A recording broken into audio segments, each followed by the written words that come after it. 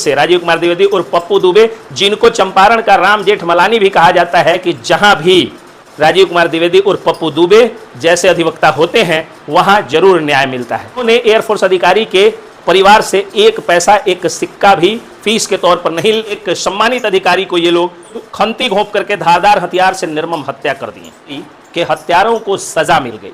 ये उसके बाद उन लोगों ने खंती और धारदार हथियार से कलेजे में भोंक के उनकी निर्मम हत्या कर दी। मैं अपील करता हूं कि एक बार फिर आप अधिवक्ताओं के हित में एक चुनाव लड़ें, डिस्ट्रिक्ट बार एसोसिएशन के जनरल सेक्रेटरी पद पर चुनाव लड़ें और फिर से हम जैसे लड़ाकू अधिवक्ताओं का हाथ मजबूत करने के लिए आप एक बार फिर से आए।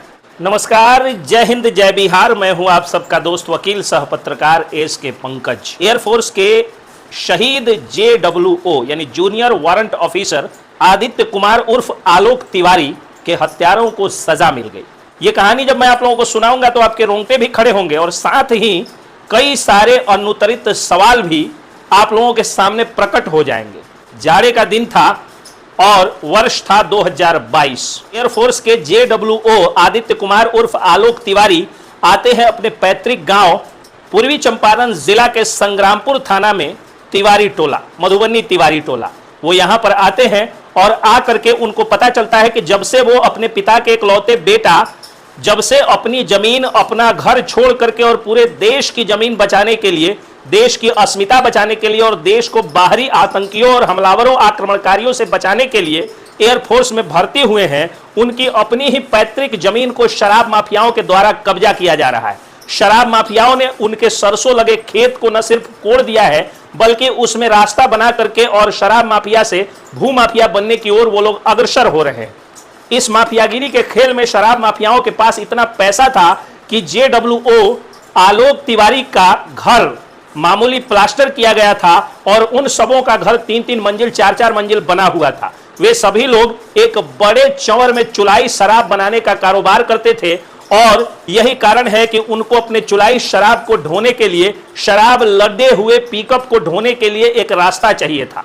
उन लोगों ने सोचा कि अगर ग्रामीणों में जिनके घर के बेटा, पटीदार और सवांग अगर एक साथ रहते हो गांव में तो वो लोग रक्षा करने आ जाएंगे, लेकिन एक फौजी आदमी जो देश के लिए अपने घर से दूर जाके देश की सेवा कर रहा है, अगर उसके जमीन पर हम लोग कब्जा कर ले तो आराम से पिकअप का रास्ता भी बन जाएगा और धीरे धीरे करके जमीनें बेच भी देंगे। इसी मंसूबे से वो लोग रात में शराब की बड़ी खेप पार कराते हैं। घर में बैठे हुए आलोक तिवारी को जब ये सूचना मिलती है तो वो खेत पर जाते हैं, उसका विरोध करते हैं। उसके बाद उन लोगों ने खंती और धारदार हथियार से कलेजे में भोंक के उनकी निर्मम हत्या कर दी। जब उनका शव पोस्टमार्टम के लिए मोतिहारी सदर अस्पताल में आता है और मुझे मालूम होता है तो मैं आराधना सम्राट संजय रमन जी को फोन करता हूं और हम लोग वहां पहुंचते हैं। देख के बड़ा दुख होता है कि ना वहां कोई समाज सेवी उनके साथ खड़ा था और ना ही कोई खड़ा था। समाज सेवियों में सिर्फ उनके सगे संबंधी या कुछ लोग ही खड़े थे। बड़ी संख्या में उनके पटी पटीदार भी वहां नहीं दिख रहे थे। उनके पार्थिव शरीर का पोस्टमार्टम हुआ। पोस्टमार्टम करके उनका पार्थिव शरीर गांव में पहुंचा। मुझे आशा थी कि कल होकर के समाज सेवी, पत्रकार, नेता सभी लोग पहुंचेंगे और शहीद को श्रद्धांजलि देंगे, लेकिन कोई नहीं पहुंचा। 3 दिनों बाद मैं BNM TV में उस समय काम करता था। BNM का माइक मैं उठाया और उठा करके पहुंच गया उनके गांव। जा करके न सिर्फ इस मुद्दे को जोर शोर से उठाया बल्कि शराब माफियाओं के बड़ी बड़ी बिल्डिंग को भी दिखाने की कोशिश की कि कहां तो ये लोग कल तक बंसी में मछली बझा करके और पेट किसी तरफ पालते थे और आज वो मेहनत से नहीं बल्कि माफियागिरी करके अरबपति बने हुए हैं। और यही इनका मनोबल है कि सेना के एक सम्मानित अधिकारी को ये लोग खंती घोंप करके धारदार हथियार से निर्मम हत्या कर दिए। जब मैं ये मामला उठाता हूं, मुद्दा उठाता हूं, तो उसके बाद वहां पर पप्पू यादव आते हैं, अखिलेश सिंह आते हैं, शालिनी मिश्रा जो कि विधायक हैं वहां की वो जाती हैं। सभी लोगों का तांता लग जाता है। मोतिहारी से भी समाज सेवी जाते हैं और इस काम में संजय रमन शरीखे, आराधना सम्राट और समाज सेवी लोग हमारी मदद भी करते हैं। उसके बाद सोशल मीडिया पर एक उबाल आता है और यहाँ के युवाओं ने उनके न्याय के लिए एक यात्रा निकाली। उसमें हजारों की भीड़ जुटती है और ये मामला एक मुद्दा बन जाता है, काफी चर्चित हो जाता है। उसके बाद आराधना सम्राट रमन जी और समाज सेवी सह अधिवक्ता आलोक चंद्रा जी जैसे लोगों के प्रयास से वहां उनके नाम पर, शहीद के नाम पर एक स्मारक बनाने की शुरुआत होती है।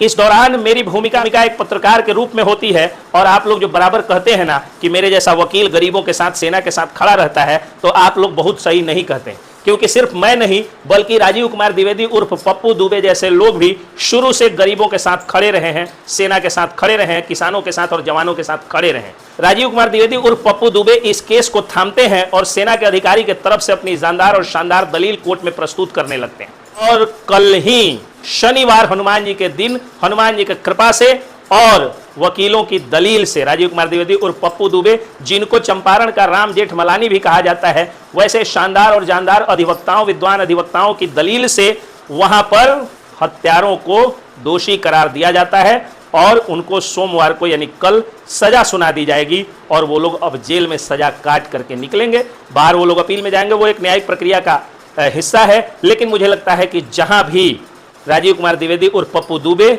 जैसे अधिवक्ता होते हैं वहां जरूर न्याय मिलता है। तो अगर आप लोग केवल मुझे ही गरीबों का मसीहा तक आप लोग बोल देते हैं, गरीब को भी गरीब का मसीहा बोल देते हैं, या आप लोगों का प्यार है, या गरीबों का वकील बोल देते हैं, तो मैं इस बात का खंडन ये कह के करता हूं कि हर वकील और वकीलों का सच्चा हितैषी स्टेट बार काउंसिल के पूर्व सदस्य और डिस्ट्रिक्ट बार एसोसिएशन के पूर्व जनरल सेक्रेटरी राजीव कुमार द्विवेदी उर्फ पप्पू दुबे जैसे अधिवक्ता भी गरीबों के साथ फ्री में मुफ्त में खड़े रहे हैं। इस दौरान उन्होंने एयरफोर्स अधिकारी के परिवार से एक पैसा, एक सिक्का भी फीस के तौर पर नहीं लिए, निःशुल्क लड़ करके और न्याय दिलाए हैं। तो आखिर न्याय की जीत हुई, न्यायालय की जीत हुई। जब न्यायालय की जीत हुई तो उस समय न्यायालय में राजीव कुमार द्विवेदी उर्फ पप्पू दुबे के साथ साथ उनके जूनियर रामधनी सिंह, संतोष सिंह, सिट्टू जी, सभी लोग खड़े थे। आलोक चंद्रा भी वहां खड़े थे। मुझे भी ये बात सूचना मिली, मैं भी गया और इन दलीलों का समर्थन आज मैं कर रहा हूं, इसलिए क्योंकि हत्यारों को सजा मिली है और हत्यारों को जब सजा मिलती है तो दिल बड़ा खुश होता है। इसलिए आप लोग एक बात का ध्यान रखिएगा कि वकील गरीबों का हितैषी होता है, वकील जवान और किसान का हितैषी होता है। और सिर्फ मुझे ही ये क्रेडिट नहीं दे, आप लोग ये पूरी वकील समाज को क्रेडिट दें। और अगर मुझ में भी ये हिम्मत आती है गरीबों की लड़ाई लड़ने की, तो कहीं ना कहीं राजीव कुमार द्विवेदी और पप्पू दुबे जैसे अधिवक्ता जो हम लोगों को लीड करने का काम किए हैं, हम लोगों के हितैषी रहे हैं, कभी बार काउंसिल में बैठ करके तो कभी डिस्ट्रिक्ट बार एसोसिएशन में बैठ करके, उन जैसे लोगों का भी योगदान है। और मैं पुनः इस वीडियो के माध्यम से, क्योंकि एक एयरफोर्स अधिकारी को न्याय उन्होंने दिलाया है, मैं अपील करता हूं कि एक बार फिर आप अधिवक्ताओं के हित में एक चुनाव लड़ें, डिस्ट्रिक्ट बार एसोसिएशन के जनरल सेक्रेटरी पद पर चुनाव लड़ें और फिर से हम जैसे लड़ाकू अधिवक्ताओं का हाथ मजबूत करने के लिए आप एक बार फिर से आए। नमस्कार, जय हिंद, जय बिहार।